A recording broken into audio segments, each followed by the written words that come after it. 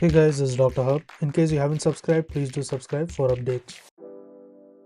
Sjogrens syndrome, and we're looking at the extraglandular manifestations. So here, firstly, let's look at the non-specific. Under non-specific, there is presence of arthralgia in adults.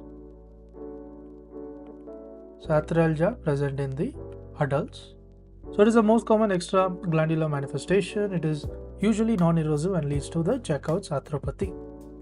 So it is most common, then it is non-erosive, as well as it leads to the Jacob's arthropathy. Jacob's arthropathy. Next is, let's look at the accumulation of the periepithelial lymphocytes. So accumulation of the periepithelial lymphocytes. So what is seen in the periepithelial lymphocytes? So here there is interstitial lung disease. Interstitial lung disease is the most common type of the non-specific interstitial pneumonia. So it is most common type with the non-specific interstitial pneumonia.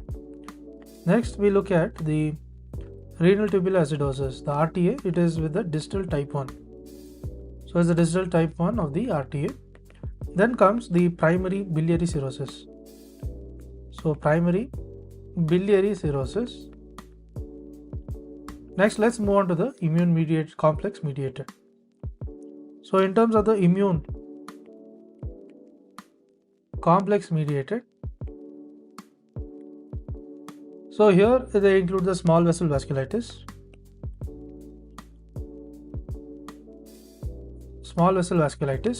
and this presents as a cutaneous palpebral purpura.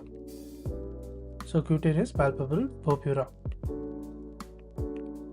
Next is the glomerulonephritis with the cryoglobulinemia. Then is the peripheral neuropathy.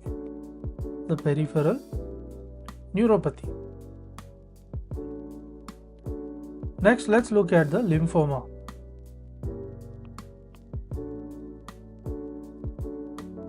So in terms of lymphoma, there is extranodal marginal zone B cell lymphoma.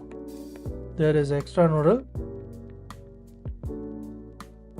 marginal zone B lymphoma,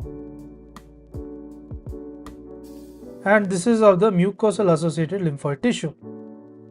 The mucosal associated lymphoid tissue.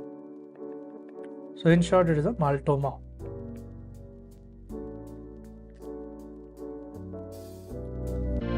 To learn and grow daily like this, please do subscribe.